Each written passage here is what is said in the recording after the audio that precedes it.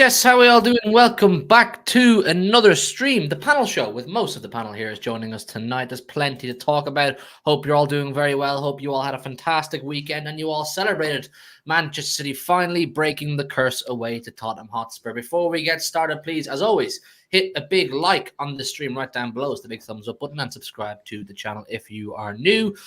And let's start with it. The curse is over. We have won. We have scored. The Tottenham Hotspur Stadium, you are no longer a bogey ground for us, at least I hope. I believe both of you were there, Daps and Martin. Am I right in saying that? How did we get on? You were two of the 9,000. Wow. Sorry, I just had to do it. I didn't get to do it at the start. So, yeah, man, it was what an army. And I got home and Cass straight away said to me, bro, that the TV, everyone watching on the TV could hear you lot from the start to finish. Apparently, Ali McCoy was talking about how good the City fans were. And it's nice to see us get a bit of credit once in a while. So, as for the game, bro, it was mad because, like, even if you look at that Kevin De Bruyne chance, you know Kevin De Bruyne always puts them away. Mm-hmm. And there were so many chances, like Doku threw on goal, I remember at one point. It felt cursed. The fact we scored and that got disallowed, and a lot of us got soaked with alcohol when we scored because it was like, I was jumping about going, we've done it. Like more than when we won the treble, I wasn't doing that. But when we scored at Tottenham's ground, I was going mad. And then it just felt proper cursed. And I think it's fitting that our first goal at that ground is the scruffiest goal. I think it's more scruffy than the one off of Haaland's left bollock. Well, there you go. It did feel like a curse, like watching it. Like I said, the offside goal, the Kevin De Bruyne chance, things that you'd usually just see us score, and it wasn't going in. And I was just like, and then loads of people in the chat when I was doing the watch on were like, "Nah, it's not a curse. It's not a curse. This ain't a thing." And I get that, but I just like running with the narrative of it being a curse. It felt like a curse, but because it's like that did, felt like we had something against us there. I think, look, what we needed to break this curse was an appearance from the wise old owl, Martin. We needed him to go down there, say, everyone stay calm. The curse is over. I'm here. Well, Martin, how was the experience for you? Did you make it in time, by the way, Martin? Yeah, I got in it. Well, after I'd had a tour of the whole Tottenham Stadium and Sainsbury's car park and everything else that I did, my voice is still gone from Friday night. It was mad. Can I just say, right, when we got that draw, right, me and Martin, I think, were the only two people on that panel show saying, why can't this be the time that we go and score? Everyone else was like, no, let's get a draw, it's over and all this. Me and Martin were like, nah, this is the time where we score. Do you know what? Do you know where? So when I got down there, well, I think that whole day was fitting, right? I think the whole day, the fact that we can't beat them away from home in the league, right? This season, we have to play them 5 games before the end of the season at their ground, So it's like, fucking hell. Bit like Arsenal last season when we had them in the 3rd round of the FA Cup, where it's like, do you know what? It'd be good to play them before you have to play them in the league to remind them that we can beat them. Now, this time last year, 3rd of February, I think it was last year, we played Tottenham away on a Sunday. And we lost. And then the next day, we got the 115 charges, right? Now, when I woke up on Friday morning to the news that Jurgen Norbert Klopp was leaving Liverpool Football Club, I straight away was like, it's an omen. It is an omen. Today is going to be a good day. Because last year, Tottenham away was a bad day with bad news that followed. I thought, we got good news. Now we got Tottenham at home. And the minute I met up with Steve, he was like, I've got a good feeling about this one. I've got a feeling, I've been having it for the last couple of days, that we're going to win today. And even when we got down to the pub as well, everyone was in good spirits, loud. We could hear. We could send me the location up. Yeah. We could hear pretty much the minute we got off at White Hart Lane. We could hear all the city lot. Like the pub was ram. The field opposite was ram. It's quite funny. We were all singing, "Have you ever seen Tottenham?" I think it started off, "Have you ever seen Tottenham win the league?" And then someone started, "Have you ever seen Tottenham win a cup?" And then it moved on to, "Have you ever seen Tottenham win a shield?" No, look, for me, the FA Cup it's not the main priority as much as I do like the competition and retaining a treble. If there's any reality to that, it's part of it. It's part of the journey, I suppose. The main thing for me was going to that venue and being able to overcome we've been there 5 times before. Don't keep giving me that one, You're not bothered. What? You'll be there in May in Limbs and for at Wembley. I know. I will. But what I'm saying is, look, right now, in the context if we of this prioritize season, it's. I think if we prioritize it right, it goes 4p, retaining the Champions League, and then a treble. For me personally, Yeah, I agree. of course, I want to do all of them, but to have the 4p over Man United, right? Then there's also, I mean, certainly in our era, someone could probably tell me the old format, an English club might have retained the Champions League, but not in this era. So it's to us, I think that's where we are. Oh yeah, Forest did. You're right. Forest on Liverpool. Liverpool did in the 70s. Liverpool was in Liverpool, yeah. Whereas Forest have actually done it as the Champions League, I think, isn't they? So, no, European Cup. Same thing in it, though, really. All right. Well, either way, the treble would be. No one's ever done a treble, so actually, yeah, the treble would be good. But Martin, you just loved the FA Cup, didn't you? Do you know what it is? I just love any trophy. Same. No. I'm not having that. Dabs, you know me. I'm exactly the same on League Cup day. On League Cup finals, I'm buzzing. I'm like, here we go, because do you know what it is for me? This can end at any time. Yeah. I'm just going to enjoy every bit of silverware we collect along the way. I hear you. I think the other good thing told everyone I wasn't asked about the Club World Cup. We won it, and I was celebrating, and I'm like, I wouldn't normally be doing this. I think the other good thing with the FA Cup, if we're being real, is like that it does give us a chance to go places on force. Like we got over 9,000 tickets for Tottenham and Luton. Now we're not going to get, we're not going to get 9,000 because their grounds are. But we should get about 2,000, maybe. So, like I say, yeah, it's perfect. It's 20 minutes for me, literally on the train. I'm going. I missed last time. I said anyone's welcome to stay at mine. In the context of this season, I mean, the FA Cup falls lowest of my priorities. But I mean, in terms of the league, which is probably a lot of people's priority, we can now go there in April knowing we've done the job before. 5 attempts, 102 shots, no goals, etc. We can go there. But the performance for me was much, much better overall, even though it's 1-0, than anything we've seen from a Tottenham away fixture. And I want to single in on this one guy because I think he really stole the show for me over the course of the 90 minutes. Hold on. Don't say it yet. Martin, who do you think it is? Don't say it. He better put Kovacic on the screen so we don't. I'm having words. Okay. I'd had a few, so I wasn't going to say cover. What about you? Well, he said 90 minutes, but and Oscar Bob didn't play 90 minutes, but he played well. Yeah, first half. But I'd probably go Kovacic as well. So for those of you who guessed Kovacic, you've now won £100 from Jordy Porty. The answer is Kovacic, Mateo Kovacic. Really? Listen, for me, I want to have a conversation about this guy because he pleasantly surprised me. I was a bit unsure about Kovacic since he signed. I think he's looked decent at times. He's looked a bit subpar at times. this was his best performance in a Manchester City shirt. And I'm not going to make the exact comparison because I think it's way too premature. But some of his movements were reminiscent of Ilkay Gundogan, the driving aggressively with the ball, the dropping deep in the pockets.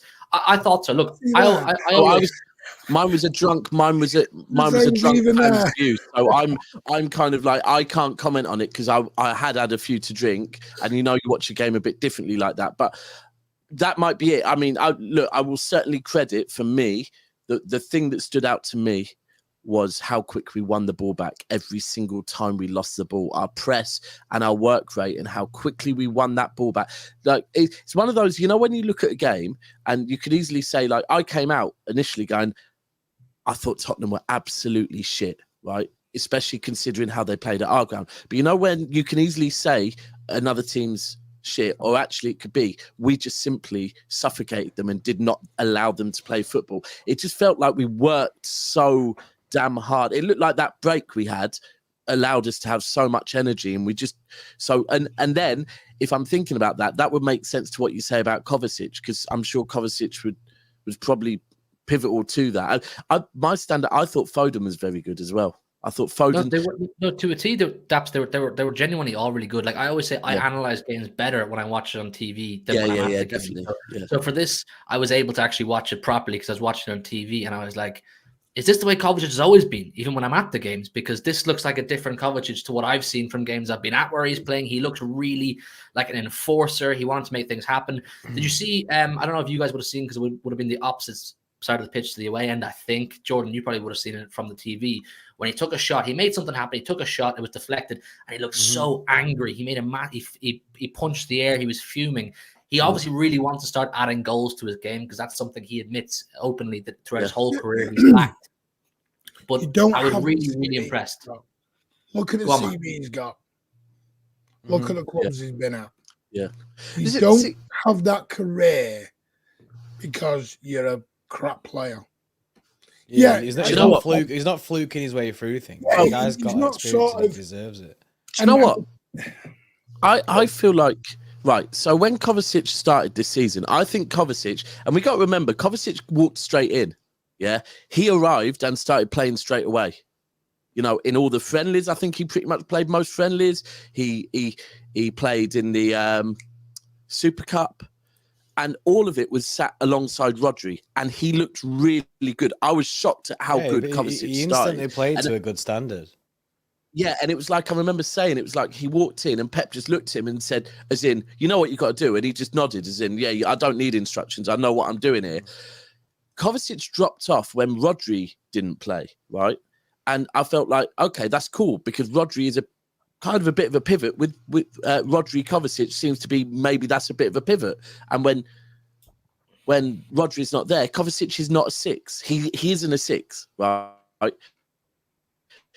And I also thought that maybe what it is Kovacic can do exactly what he does, which is the basics, yeah? And he's very damn good at doing the basics. When he starts being asked to do a bit more, that's where I was a bit unsure on him. What was it? It was the Chelsea game. It's the Arsenal game. Is really bad in, wasn't it? Yeah, the Arsenal game. The Arsenal game. He lost his head. He was playing the six role then, and he's not a six. But if you look at, like Martin just said, this man has sat alongside Modric, right, for Croatia. Through Croatia, probably Croatia's best ever period. And that's because he allows Modric to do what Modric does. And sometimes you have players like that they're enablers. I think Gareth Barry is a great example for me, right? That Gareth Barry, no one would ever be going, oh my God, Barry, what a player. But if you look at the players Barry played with, they never would have been the players they were if they didn't have Barry next to them just to do the simple things. But you're saying you would notice him driving with the ball a lot as well. Huey. Yep. See that? Yeah. See, I just see him as doing the basics, but I probably need to watch coming from deep. It was the guy releasing the pressure from the defense into the attack. He was a huge spot. He was doing the Gundo role, and the funny thing is, he's been doing that for about 3 weeks now. Yeah, maybe. You go back, because I think I talked about it a couple of weeks back. Look at the Sheffield United heat map. Him and Rodri, because he was the 6 against Sheffield United, and Rodri was the guy who was doing, he was going on doing the 8. Yeah. That doesn't happen without Kovacic having the discipline to say. But what you get is, it's only Sheffield United, it's only Huddersfield, it's only this, it's only that, and you can only beat what's put in front of you. Yeah. And then and you can see his confidence has grown. Right, would you play him as a 6 Liverpool at Anfield? On that form, yeah. I'd have no doubt about on that form. If you could guarantee a performance of the level we got the other day, happily. That it was like it's only one game, but it was a top quality performance from Matteo Kovacic. It's the partnership I like, the chemistry, because I know if you had those two at Anfield, they both help each other out. Yeah, I think that's where maybe, because I think that's something that I've noticed this season. I feel like Rodri has missed people, and that's something. If you look, I think Rodri's missed John Stones at times. I think Rodri certainly watching Rodri play with Kevin De Bruyne straight away, I could see and he came straight out after the Newcastle game and says playing football with Kevin De Bruyne is just easier because on similar wavelengths. So I don't know, man. I will now watch who is it, Burnley on Wednesday. I'll watch it with sober eyes, and maybe I'll be able to. Maybe I'll pick up on, but yeah, I just overall for me, what I loved about that game is just the work rate of our players, how much they wanted to win every single ball, because that is when City are at their best. We suffocate teams. We win the ball back within 3 to 5 seconds every single time, and that's what I was seeing. A Tottenham player would win the ball, he'd be surrounded by 3 or 4 City players within seconds, winning the ball back. Good evening, Steve. It was a monumental performance, and I think it's massive in the momentum we're building at the right time right now. And look, it would be wrong to talk about this game and not talk about Nathan Ake as well, of course, getting the goal, and that's one fantastic achievement. But I made a video on my personal channel yesterday saying I believe Nathan Ake is genuinely up there with the best of the business in world football right now when it comes to being a defender, whether it's left back, whether it's centre half. He is Mr. Consistent, Nathan Ake. Even when you look at the treble season, lads, the first half of the season, when we were all a bit unsure, it was a bit up and down. Ake was still coming in, week out. I think if Nathan Ake was playing for any other club in world football right now, maybe a Liverpool or an Arsenal besides Saliba or a Man United, everyone be saying this guy is unbelievable. He's world class. He's one of the best.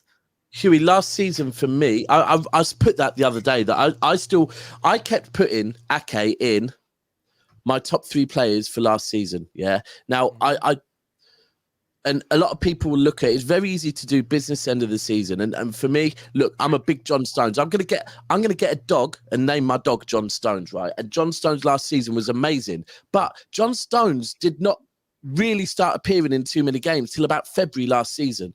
Exactly what you said, Huey. I remember the Bournemouth game at home, second or third game of the season last season. Ake was unreal at left back, and that was when he first started playing. He was by a country mile the Premier League's best left back last season, by an absolute country mile. But then if you look at last season as well, and let's look at for his country, Ake absolutely carried Van Dijk for the whole of last season, right? Defensively, the amount of mistakes Van Dijk was making for Holland and Ake was covering for him, no one ever speaks on it. And I sometimes do find, like you just said there, Huey, when people start talking about like the best players in the Premier League, and when they get to City, they'll say Stones, they'll say Diaz, right? He never gets a mention, and I don't get it. Like because for the last 2 years he's been so important. Like for me, one of our most, and this season he's been better than Diaz, 1,000,000% better than Diaz. Yes, no, he's in. He has to be in that bracket for me with Diaz and Stones. He has to be just based on consistency. I mean, look at his 4th round FA Cup appearances alone over the last 2 seasons. The winning goal against Tottenham, of course, the other day, fantastic. The winning goal to knock out Arsenal last season, and absolutely locked down the most informed winger in world football at the time, possibly in Bukayo Saka. And Saka's not the only one he locked down last season. Any winger or attacker that came up against Ake gave him a proper tough game. And the other thing we've got to say is last season he was our left back, and I think we were talking earlier about partnerships. Ake and Grealish down that left were unreal last season. seem to have an understanding. Now, Ake, no one knows him as a left back. Yeah, he can play for Holland. He plays left centre back. Last season, he came in as our left back and was, for me, the best left back in the Premier League. Now, this season, Pep's moved him back to being a centre back, right? And he just seems to move between the two roles like it's not an issue, like he knows how to do it as well. Whereas with other players, they're given, they're just new to that role. He just seems to pick it up and keep going with it. Martin, did you say number one when I said top three players? Were you doing one? To me, he's been our number one player for 18 months. For real? I'm not most consistent. To me, yes, Haaland was fabulous. De Bruyne was fabulous. Without that treble doesn't happen. If Nathan Ake is 6 months out of that season, we don't win the treble. Agreed. Yeah, do you remember at one point when we were all sweating about Nathan Ake getting injured because we were very much reliant on him? I remember one point last season when we were so reliant on Nathan Ake being in that side. I remember Pep came out in an interview and said that Nathan Ake is so important to the team that he just has to play every game. Like because of how good his performances were last season. It was so good. I've only seen him struggle once, by the way, for years. Well, since last season, which was Wolves this year when he got dusted, and that was the only concern. Then I was like, "Oh, is it going to drop off here a little bit?" But that's only once I've seen him struggle. Other than that, he's been solid.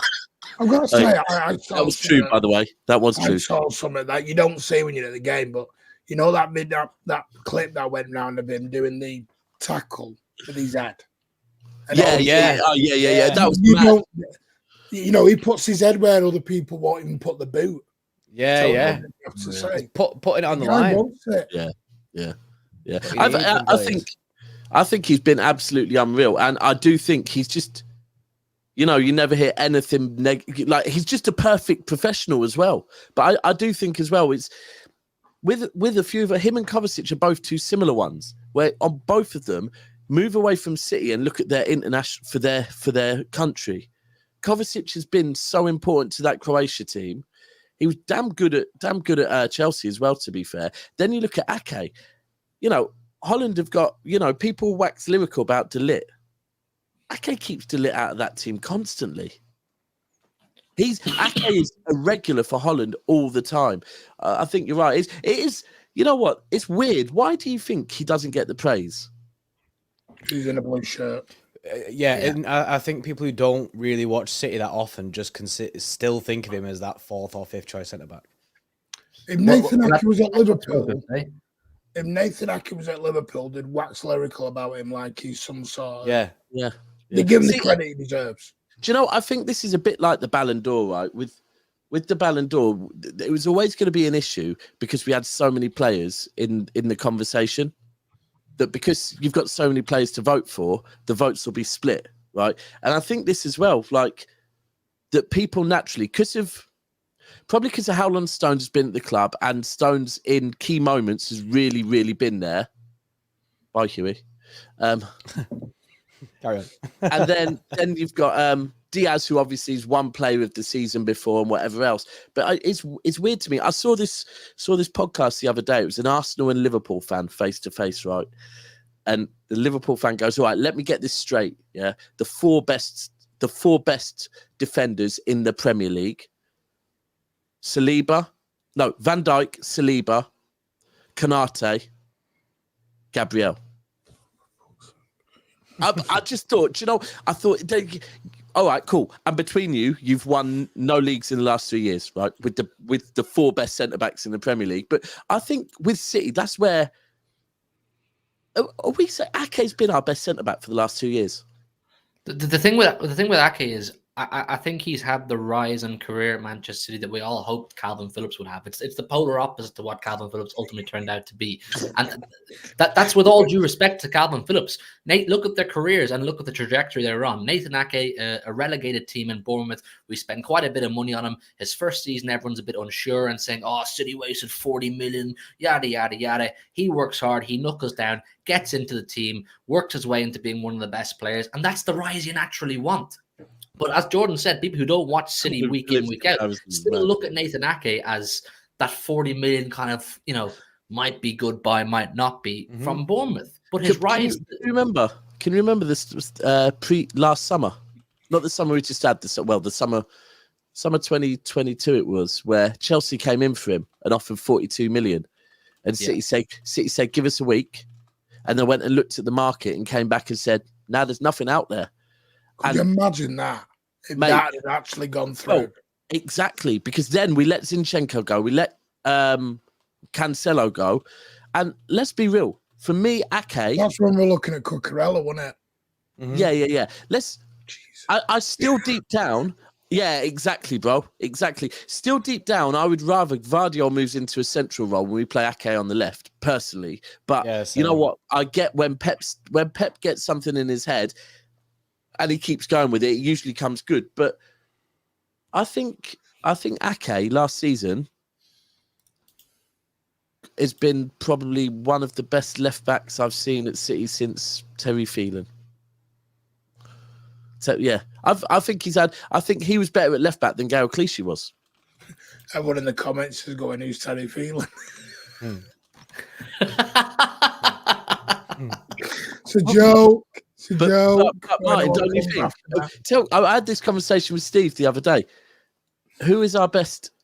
Everyone, who's your best left back you've seen for City? You've got to wade through all the crap we've had down the years for you. I don't even think Gael Clichy was that good for us, to be honest with you. I'd never. To be fair, I like Gael Clichy when he was at City. I liked him. I like Kolarov. I liked Kolarov. Yeah, but Kolarov, I liked Kolarov, but he was a bit slow and he had mistakes in him at times. Had one hell of a foot on him. A lot of people putting Delph. I like Delph, but he wasn't a left back, was he? Yeah, he weren't a left back. He did that shift. Kolarov, I hated. I'm sorry. Ever since he gave the middle finger to the stand, I think it was Norwich we were playing, and he just gave everyone the middle finger. I'm like, no, you can just piss off. I honestly think if you look at overall what you want in a fullback, I think Ake, because Ake was rapid. Ake is rapid, sorry. He's very good, very strong defensively. But also what surprised me the most last season is how actually going forward, he got it. He was good going forward as well. I think Ake's up there. I think Cancelo's probably the best left back. Defensively, he was pony, bro. Defensively, shit. But as far as your left backs go, got Premier League team of the season twice. He was very good. He was very good at left back for us. Nah, he wasn't. He was. He was mint. No, Cancelo was mint for us. Right, cool. I hear it. But in that case, I would say Trent was good at right back. No, Trent was good going forward. Yeah, he's great going forward. I think Cancelo thrived because he had. Right, I hear what you're saying, but I'm looking at a fullback doing a fullback job. And yeah, I know what you mean. I know what you mean. The traditional fullback job of like defending. I think Zinchenko's better defensively than Cancelo, and that's saying a lot. Yeah, you are probably right about that. I think in terms of technical ability, Cancelo's probably the best to be in that area of the pitch, right? Yeah, I did like Laporte at left back when he did that cameo there for a couple of times. Was it Liverpool? What over Ake though? No, Ake is the best. In my opinion, Ake is the best to be a left back for Manchester City. Yeah. It's it's one of those ones. Listen, I'm gonna have a look at these super chats. 350 in the building. Please make sure you've hit a like on the stream. I'm gonna have to shoot in a minute, gentlemen. I do apologise. Yeah, you got to go on your Martin for your. Yeah, you dip out whenever you want. You doing Luton? Pardon? You're gonna do Luton away? Fingers crossed. Yeah. You know what it is? I've realised how much I'd missed away games on Friday night because it was just electric. Yeah. I mean that section where we just sang "We'll follow you everywhere" for 20 minutes. While the linesman was "We'll follow you everywhere" for 20 minutes, and we didn't stop. That was when the linesman they went away to do it, and then the linesman got all that shit. Yeah, that was unreal. That was quality. That bit as well. That was quality. And then we did the part. It was just made me realise I was like, no, I've got to somehow, some way, I've got to get back into it, including the European ones. Steve had his business partner with him, who's a season ticket holder at Anfield, and he was doing the Poznan. I thought Steve was only a row over from me. Was he? I was up in the gods. I was third tier, me. Right, anyway, cheers, lads. Cheers, Smash Martin. the like and get these boys to 100k, and never a foul as well. Take care, all. You get us to 100k. You never know. Go check out Martin's channel as well, by the way. Mancunian Way. Go subscribe to Martin and that. Big up Martin. Yeah, big up Martin, man. Big up Martin. Rio here says, yes, lads. Thoughts on Jurgen leaving and Kyle's interview? Two very, very heavy topics, aren't they? The Klopp one, like, it's sad for the Premier League, I suppose. But as a City fan, I don't know why I'm told I should care that much, because bro, is Klopp dead? Do you know what I mean? That's what I'm saying. Is Klopp dead, bro? I thought everyone was gonna do a minute's silence. Bro, I tweeted out of it was a joke, being like, he got sick of competing with Pep. It was a joke, and I got all these comments being like, not the time, show some respect, blah, blah. And I was like, what, is he dead? Bro, it's mad, yeah. I'm sorry, but whenever anything happens with City, we just have to hold it, right? We can't. There's some of the things. I had someone saying, typical City fan, no class. Today, you should be talking about all the great moments with Jurgen Klopp. I thought, what? This is your life. Right, I'm a City fan. I don't like Liverpool. Yeah, I do not like them the same way they don't like us. Well, it's not a love story. Like, he's going, isn't it? And the other thing for me is we keep being told, oh yeah, you lot wait till Pep leaves, things are going to change. And I think it's funny that that Norbert's leaving first. And also, let's also be clear with the media, the way the media are now making out like it's sickening, to be frank with you. The way the media are on his ass so much, like, oh, what a trophy haul. Do you know, even if Liverpool do the quad this season, not the proper quad, but the quad that they can do you know he will still leave the Premier League never retaining a single trophy, never retain one. No matter what they do this season, he is leaving never retaining a single trophy. So all this tired bullshit, tired from doing what? You never retain nothing. I think the Premier League's losing a big personality, but the love fest and blowing out of proportion how successful he was, for me, it's over the top. Yeah, look, 9 years and he won 2 major trophies. Great, you did that, but it's not like elite stuff. It's not world class. It's not something we haven't seen before, like what Pep's done, what Ferguson did, what Wenger did, Klopp did, what people have done before. But why is Klopp being lauded as the best? I'm saying Liverpool fans saying he's the best manager ever. The best ever. Yeah. What it is as well, right? Is that for me, of course, one season going and blowing things away and doing what you do in one season's amazing, right? But you just have to look at stuff that Pep has done. You have to remember, I know people, and now we've done the proper treble, yeah? People will forget we did the domestic treble.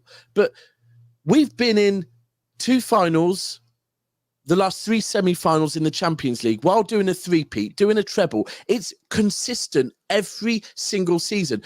Jurgen's had 2 seasons pretty much off, right, of just Liverpool not competing for anything.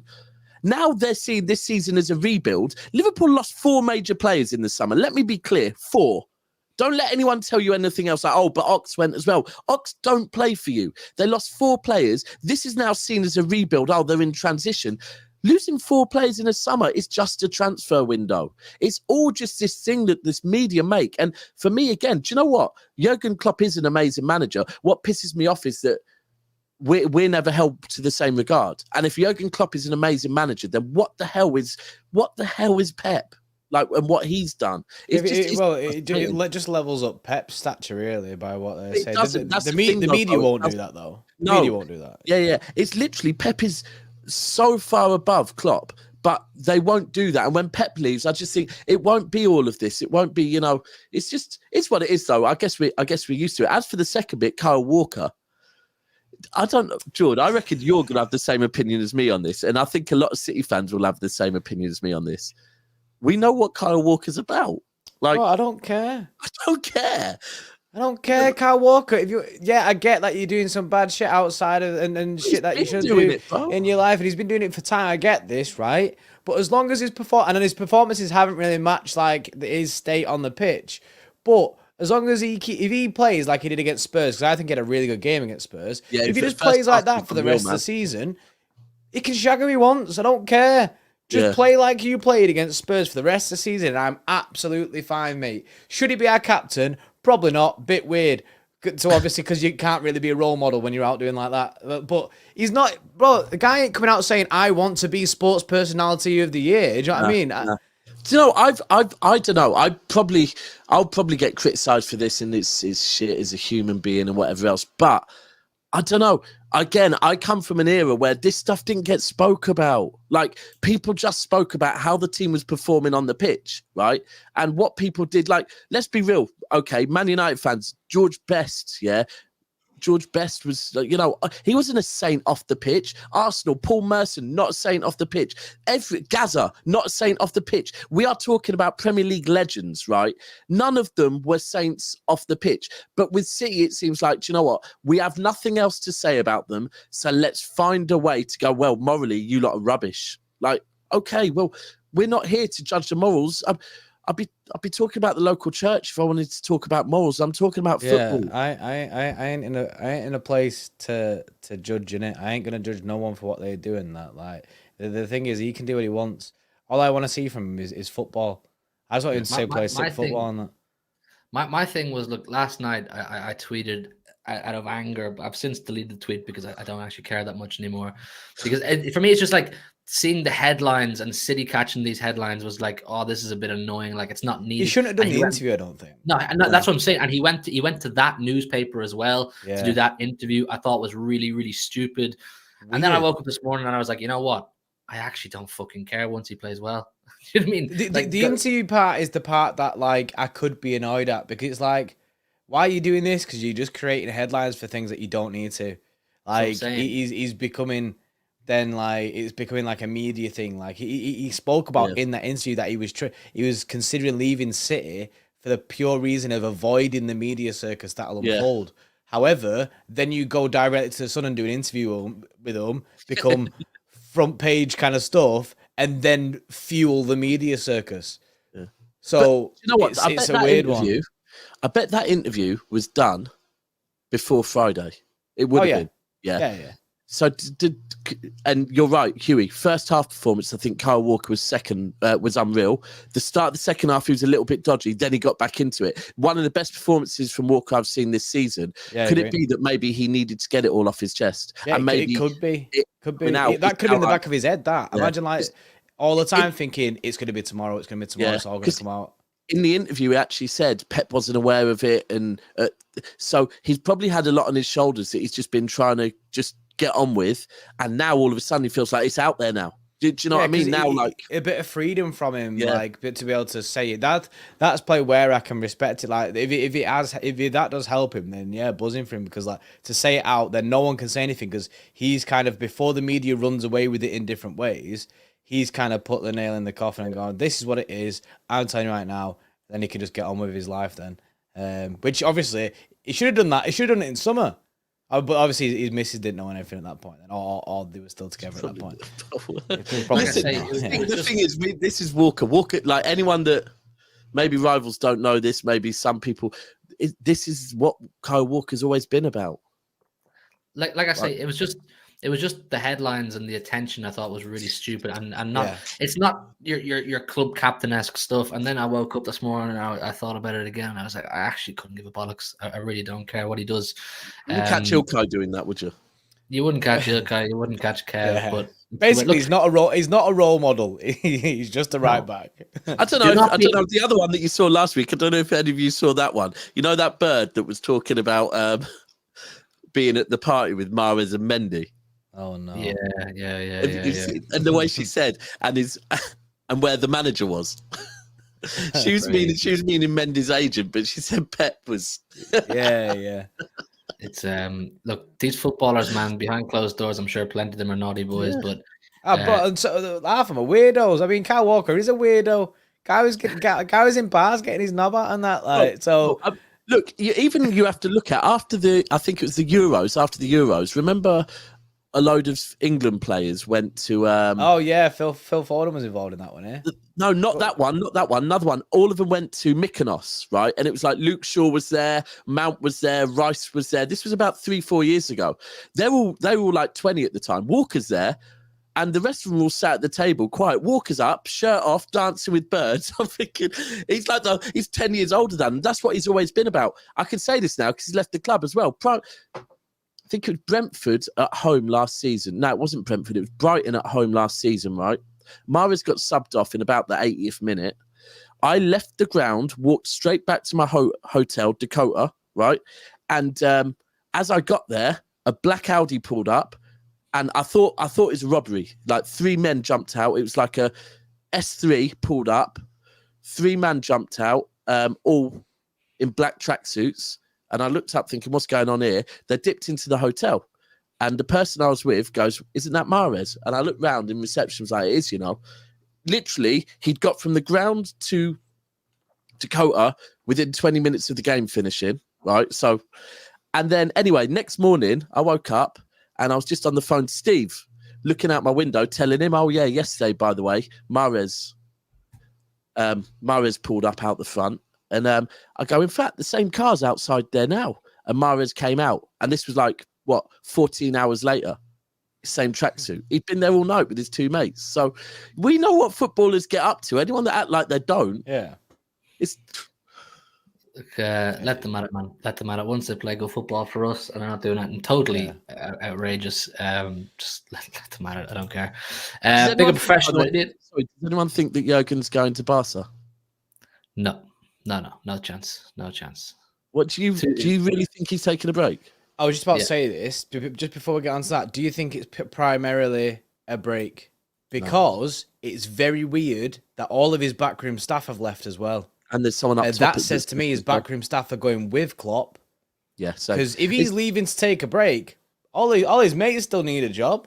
Yeah, surely that's right. So they all still need to be in work. They're not taking a break. So I think there's I think there's something else. There's always been this thing that Pep Linders might be, he's good enough to be a manager. So firstly, there'd be that. But the one that really gets me is there's one person that's leaving, which isn't even part of his team. He's like not on the board, but he's like something like a director of football or something. Now, I get why. Because they're looking at the Bournemouth guy now, aren't they? To take his spot. So to have someone that's not even part of Pep Klopp's immediate team leave, I don't know, man. I think it doesn't. No media is going to report this because it doesn't buy into the Klopp loves Liverpool. Oh, it's so romantic, so beautiful. I wouldn't be surprised if by the summer either Bayern or Barca have Klopp. I'm telling you, don't make sense to me. Don't make sense to me. I could see Bayern. I think Barcelona is too much of a mess for Klopp to be willing to go to. I could see Bayern because of the whole German thing. Like in Germany, they all grow up dreaming of playing for Bayern Munich. Bayern Munich represents Germany. Bayern Munich is Germany when it comes to football. I can see the Bayern thing because Tuchel's not really going to last there. I think too much longer. But, I just think Bayern's a weird one because of his 7 years at Dortmund. But I think either way, with both of them, exactly what you said. I think Bayern recently, some of their decisions, not just from Tuchel's level, some as a club overall, I don't think Bayern's been. I always see Bayern as like the Mercedes-Benz is in it. It's just so smooth, right? And they do business well, and they haven't been recently. Then you look at Barca, same thing there, and then you look at the fact that Klopp is taking, or someone is leaving at the same time as Klopp, that is from kind of more of a board level, that Klopp might have said, listen, I'll take the job, but you have to, I need one of my people in the board. It just seems, I honestly think the media will not report it because it doesn't go with this beautiful Klopp Liverpool love affair. But give him 3-4 weeks, I bet you he's back in a job somewhere. I also think that the whole Dortmund legend thing doesn't actually matter that much. I still think he'd take the Bayern job. He wouldn't be the first Dortmund legend or Dortmund hero to turn up working they for Bayern flip-flop Munich. all the time, don't they? So They flip-flop all the time. Look at Lewandowski, one of the greatest strikers Dortmund have ever had, turned up and played for Bayern Munich and won everything with them. So it wouldn't be totally out of the question. And then German national team as well. In Germany to manage or play for the national team, it's bigger than it is in England or in Ireland or whatever. Like, it's a proper pride thing. If you're the German national team manager, that is a big deal. He might feel it's a good young crop of German players coming through, your Musialas and all these kind of players that he could work with. I could see Klopp. I just don't think Klopp. I could see him taking that. I could see him taking the Germany job It's a bit of a And break. I think I can see him having a break, because if he doesn't and goes straight into football, then everyone's going to question it. Mm. Whereas And if he does he's- have a break, then he can keep that Liverpool thing to bed and be happy with it and done. Do you know what I mean? Then no one will question whether he did or didn't have something going on behind the scenes. And as well, I do think Klopp probably does suit the intensity of a bit like Pep, of, you know, being around the players day in, day out. But you're right, we've got the World Cup this summer. We've got the Euros this summer. So that would mean Klopp will get a month or two off. And then after that, if Germany were to get rid of the manager and bring him in, he probably won't have a friendly till about September or something. Then he is going to have the break. So, yeah, you're right. That might suit him. Professionally, it says the only thing that matters above all those achievements is that we scored away at Spurs, bar none, our best achievement. Well, we've completed football now, haven't we? We have scored completed and it. It was the last thing to tick off the list, and we did it. The final. We always make new ones. 4-peat now. Yeah, now it's football. Also, have you seen that in the City dressing room? Joe, last year when it was saying about they had like a thing at the side that said like like as you walk through the halls, and it said about the treble last year, and this year they've changed it now, and it says nobody has ever done the 4-peat, then ... yet. Yeah, Do you know what I mean? Like, or whatever it says, and it's like a thing for the players to read as they walk through to go, this is us. This is us. We're gonna change that. I think it's one of these things that we always get this thing of how's Pep going to get him to go again. Don't doubt him. Listen, this Roy Hodgson thing, I think is quite fitting that after you lot released the video, right? Yeah, that the next day Liverpool got rid of Norbert. Norbert's left, and I'm thinking Roy Hodgson back to Liverpool. Who says no? Who says no? Liverpool. Every Liverpool fan. Listen, Roy Hodgson, yeah. What a legend. What a legend. And can I just say pretty much everything Steve said was spot on as well. We need to get Daps a signed Roy Hodgson picture or poster. Not long after it, I went to DR Studios, and they've got because I think Fuad's got a bit of a soft spot for Roy Hodgson as well. And there was a signed picture there, so I took a picture of it and sent it to Steve. But yeah, who was the manager recently? Not recently, but like a few years back. He'd always have a picture of himself and always give it out. Who was that? He'd be getting about then. It's like if he went to anywhere, he'd carry pictures of him, like signed pictures, and he'd just give them out to people. Steve's in the chat. He says Dap's got a Roy Hodgson calendar in his kitchen. I'm waiting Christmas calendar. I'm waiting for Steve to make me an exclusive Terrace Cult T-shirt with Roy Hodgson on the front of it. Roy being a football hooligan wearing a Terrace Cult top, like that's what you need. It was just a story. Pretty much everything he said in the story was spot on.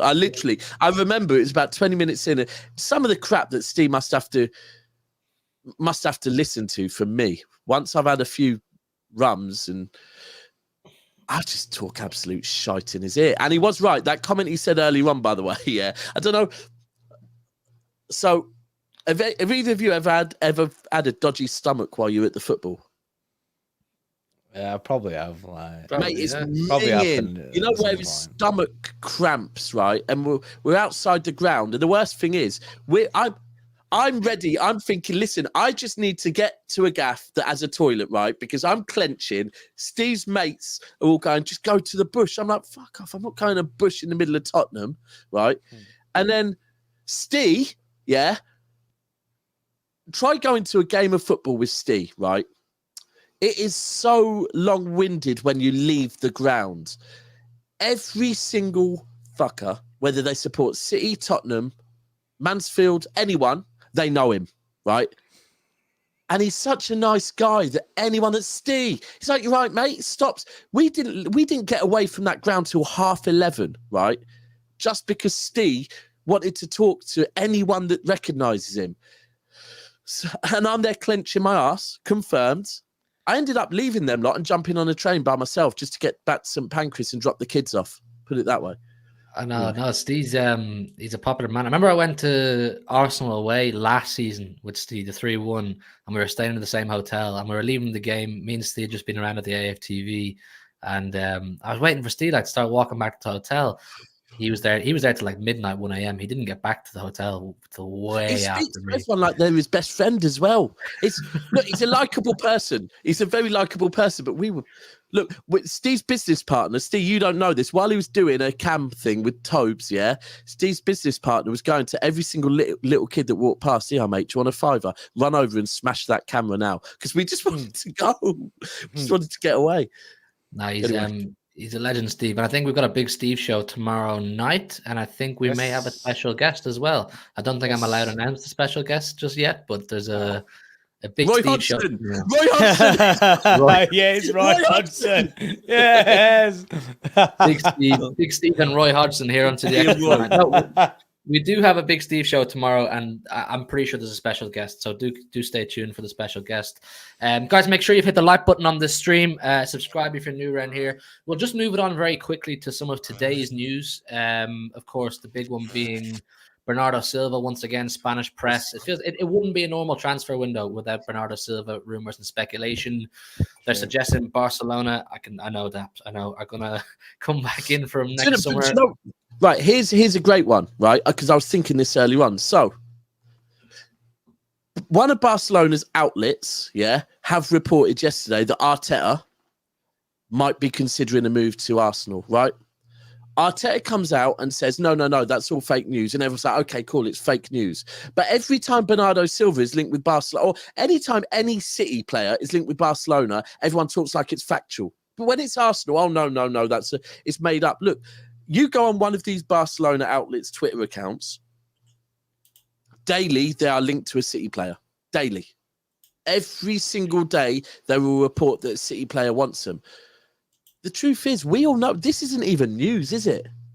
We know Bernardo. We know Bernardo's situation. We know everything about that. It's kind of non-news when you see Bernardo stories until something concrete comes about. It's just they've never placed a bid yet. Never. Do you know what the worst one was?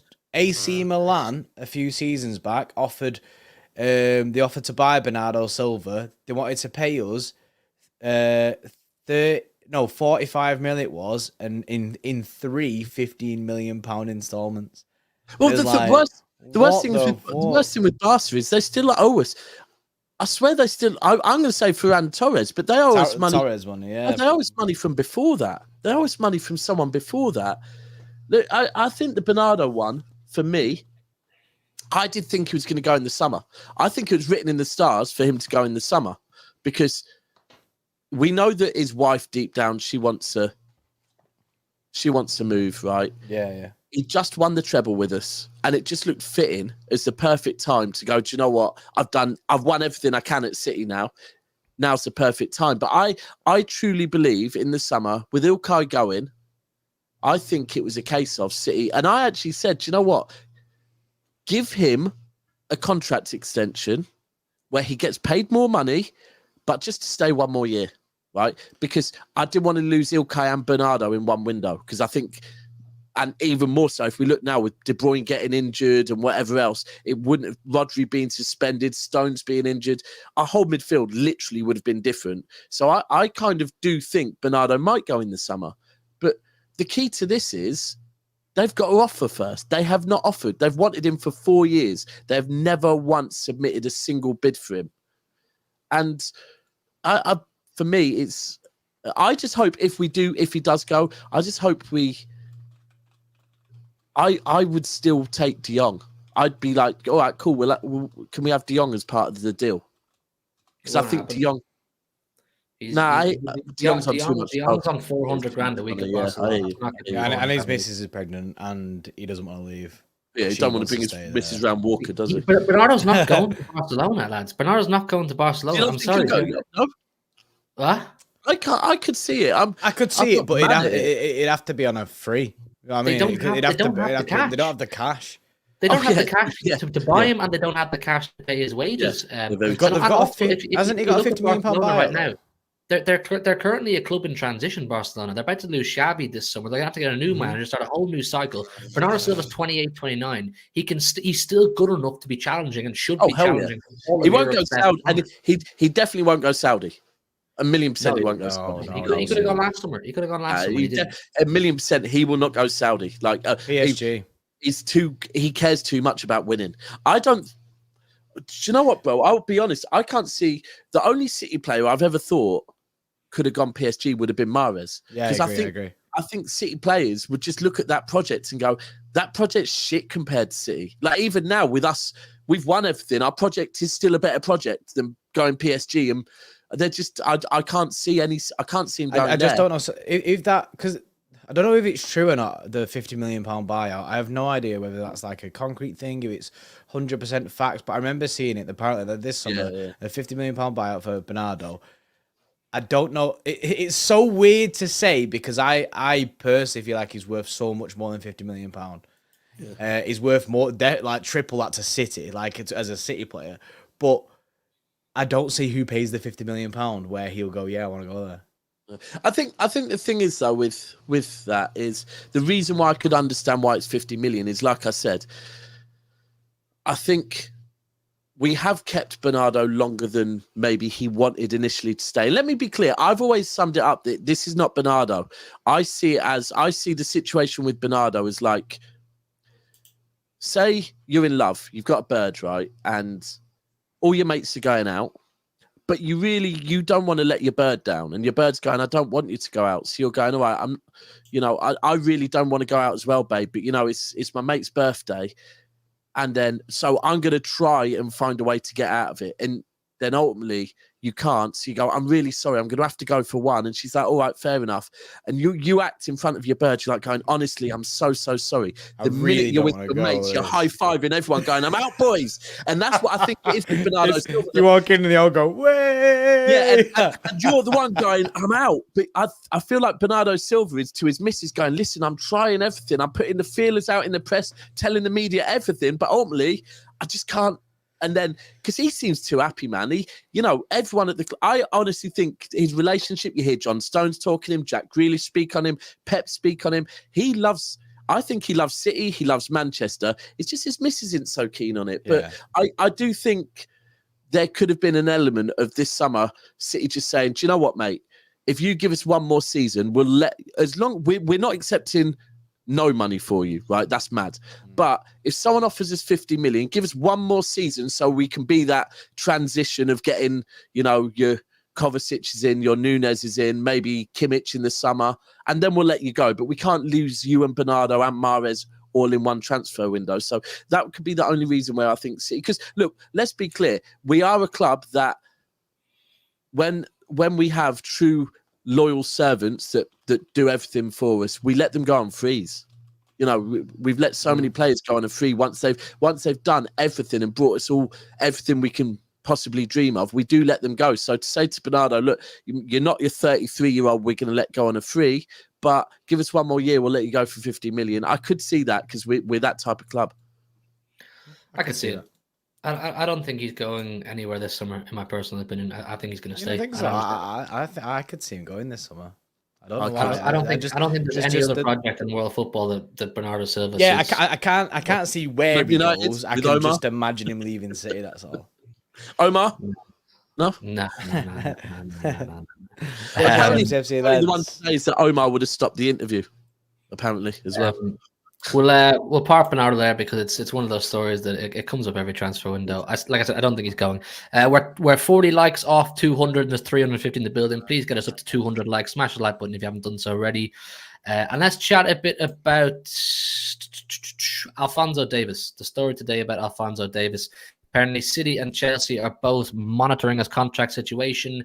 He's come to a bit of a standstill with Bayern Munich over renegotiating a new one. Apparently, they've offered him around 8.5 million euros a year wages. He's looking for around 11. So there's a sizable gap between what Bayern are willing to offer and what Davies realistically wants. City are monitoring the situation. We obviously have Vardiol. We have Ake. He'd be a very different type of left back for us. Highly rated, not having a great season with Bayern. 1 goal, 3 assists. Anybody excited or think Davies is someone that we should be all out for? I like Davies, but I also like the way that we've been going with a 4 centre-back mode kind of thing. And then obviously, playing pretty much centre-backs there. But having the option of an actual fullback would be nice, but then I think of him, he's very attacking, isn't he? Like, so then I just think like, I'm game. If Pep really trusts this Vardiol thing as a left back, then run it. I just run what we've got. I don't see. I think they try and rinse us for cash. Obviously, I know they're looking at the contract situation, so they can't really hold out too much. But I don't know. I did see though. I did see that in the thing. It was very much that City were gonna, because it's looking like Barca aren't really gonna be able to afford Cancelo. I've seen that link City are as well. basically going to say, right, well, we'll give you Cancelo, because Cancelo's contract until 2027. We'll give you Cancelo, and you can do a little bit of a swap deal for Alfonso Davies, which I'll be all right with. I don't know how to take that one. I'm not sure if he's bantering or if there could be some element of actually, do you know what? The big freak. So, look, the one reason why I think the Alfonso Davies one would surprise me is one thing that we've seen with Pep was if you go back to Leroy Sané, when we had Sané, yeah? And now you could say Doku, Sané, kind of similar-ish type players. Then you've got, I don't know if you can remember, Pep would never, ever play. I know he's injured a lot, but even when he was fit, Pep would never play Mendy and Sané together because ultimately they occupy the same space. And if you look at Alfonso Davies, he could potentially occupy space that Doku occupies. Now, but on a flip to that, though, if you look at like the Spurs game where we played Vardy was pushed very high up, and then it pushed Oscar Bob inside a little bit into like the little half spaces. And that's where I think I think the hardest thing is Cass always says to me about Pep that what he thinks Pep does is right. Pep waits for everyone else to start doing what he does, and then he goes and switches it completely and comes up with something where you're like, huh? Yeah. Like the full centre-back. Wait till everyone copies it and goes, right, I'm bored. Let's do something else. I'm bored of this. I'll change it up because everyone knows. So we can try and second guess and say what Pep would and wouldn't do, but then Pep will go and all of a sudden go, do you know what? I'm going to play Doku through the middle and and let Alfonso go flying down. Look, I like Alfonso Davies, but for me, this has got written all over it. One of them ones where I think it's Alfonso Davies's agent trying his best to get a new deal for him there and throw City's name in there because there's certain names that you couldn't throw in this one because Alfonso Davies, I don't believe would go to Manchester United, right? But he would go to Manchester City. So I think it's one where it could make Bayern go, oh, do you know what? Maybe we should pay him. And especially with the Kimmich thing, which one would we rather, Kimmich or Alfonso Davies? I think there's only one answer, right? Yeah. So it's for me. Alfonso Davies would be a luxury signing. I don't think we need him. I actually don't think we need him. But I think there's truth to it though, because he has expressed interest a lot in the past of wanting to try new leagues. He's still only 23. I think he's still quite young. He wants to try new leagues, new challenges. For real? Yeah, he's only 23. I think so. I think I read that today that he's only 23. I could be wrong on that. I just feel like I read that. Then all of a sudden you're thinking Alfonso Davies, Vardiol. Yeah, he's 23. He's 24 this year, but he's 23 years old. He used to work in Mackie's Alfonso Davies, you know, and his Mackie's manager said to him, "You'll never be anything," because he kept like turning up late for Mackie's and that. And then when he won the Champions League, he sent a picture to his old manager of him winning him in the Champions League trophy. His manager in Canada is probably like, "What the hell is that?" He's been around for 10 years. No, he's been about, man. He's been about, but that's what I'm saying. Look, he's so young, and he said before he wants to try new leagues. He wants to try the Premier League. He said specifically before, we're better in the Premier League. Would anybody want to go right now than Manchester City? But like I said, we have Vardiol and we have Ake. I'm not really trading either of them right now for anyone. I agree with you. I really like Vardiol at left back as well. It's one of those ones where, although I want to see him at centre back, I think he does a good job at left back. I think again, a bit like Kovacic, he had a couple of bad games, but it was during a period where we had a couple of bad games. Like you can't really say too many players that during that period had good games for us. So I think Vardiol's doing well there, and we've got to remember how young Vardiol is as well. To be fair, so and also how young he is into a Pep side. Like I mean, we're half a season into a Pep side for him. Like not every player gets a Pep system like that. Like obviously Kovacic has, but that's a very big rarity. I don't. It's hard to remember many players doing that with Pep systems. It takes players a while, especially wingers. And him playing that fullback role is different again because he has played it a few times, but he's mainly played centre back. So he has a lot to learn. But I think he will. I think he will. There's a reason why he's been highly touted for years as the next big best centre back to be coming out. So I agree. I think he'll do bits. I actually have been surprised. I think again, a bit like Ake last season. I think he's getting the going forward bit. Like he understands what is, but I think the other thing is how strong he is as well. And there's been times where he's taken 3 players out of the game by himself. So, Alfonso Davies, I wouldn't be mad at though at all. That's one where I wouldn't mad at it. I'd rather Kimmich though. It would be fun. It would be fun. It would definitely be interesting to see how, would Pep even want Alfonso Davies? I don't know because we've gone for the whole kind of 4 centre half sort of thing. Alfonso doesn't fit that. Doesn't fit that now. I know it'd say to me that Pep's wanting a backup, or do you like how Vardiol's playing very high up? Maybe he wants someone who's like an Alfonso Davies, basically. Yeah. Like with that pace, winger pace. I think we have to look at it as well. The Walker is coming of age, and Walker is spending quite a lot of time high up the pitch against Tottenham, so it does give another option. So we're apparently interested in Jan Couto coming back as well. I've seen that. He's having a really good year for Girona this year. Obviously, Girona's still top. What's the deal with him? He's City Football Group. He's our player. He's our player. He's on loan. Right, okay, because I was trying to get to the bottom of it. So he's actually City's. Yeah, we signed him when he was 17, I think, and then it didn't work out for him training at City, so they sent him out on loan. And then now he's apparently playing really well. And he was touted, but people were saying back then that he was going to be sick. But we never really seen anything about him. And then now, apparently, he's turning into the Donny. We signed him in 2020, and he went to Braga on loan. Did okay there. We gave him a contract extension, so City obviously saw a future for him. Yeah. Went to Girona. They're obviously smashing it right now. He's got a goal and 7 assists. He's a marauding, attacking fullback. A lot of technical ability. And the word as of today is that Pep has given the green light to bring Couto into the first team for next season. So there's obviously a lot of excitement. And do you know something with that tells you something? Because we've got to remember when Pedro Porro was one of ours, wasn't he?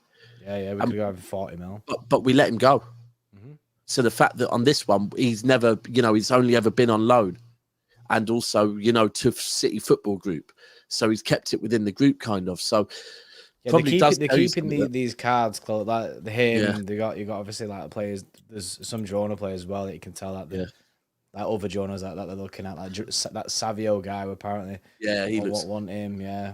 So I feel at the moment, I don't know, with Girona, my view is just not to get because even their manager, everything that's going on there, it just seems like the stars are aligned.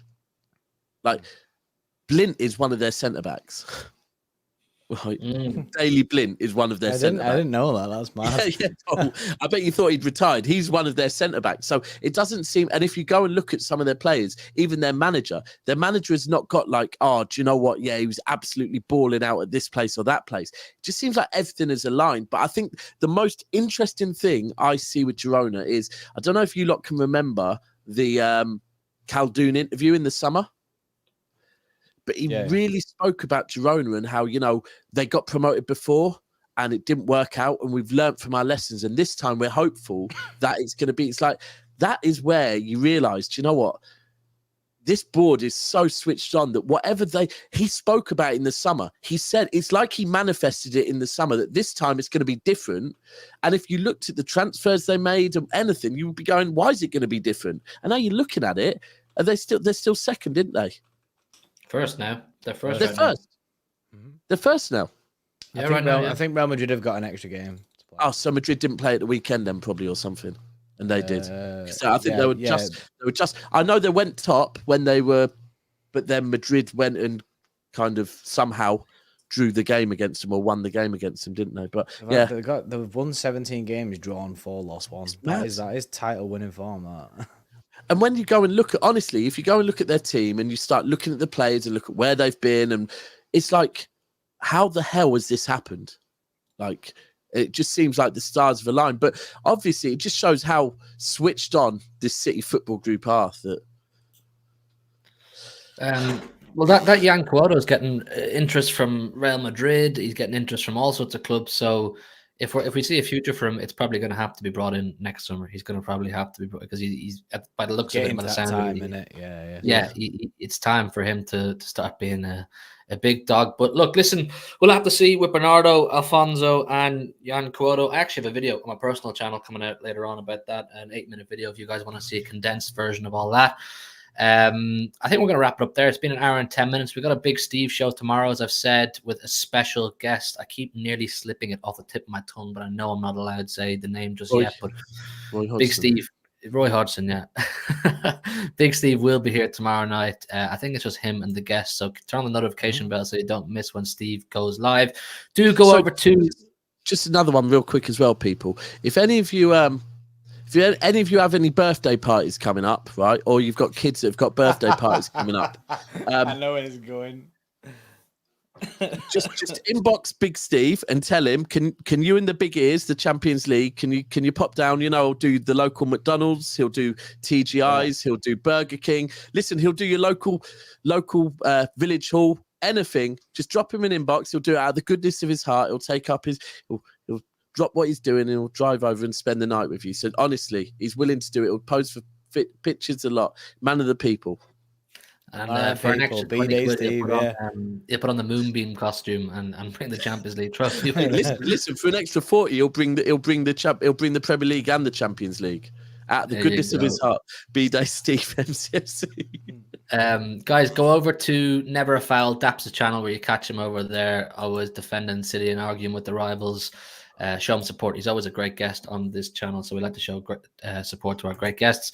We're about 5 likes off 200 here. Surely we can hit 5 likes before we wrap it up. But listen, like I said, make sure you hit the like on the stream, subscribe if you're new around here, and get ready for a big Steve show tomorrow night. Myself and Jordan might go live in the afternoon, have a chat about whatever news comes out, and just see Wagwan, really. But listen, enjoy the rest of your evenings, people, and we'll see you tomorrow. Good night and God bless. Bam, bam, bam, bam.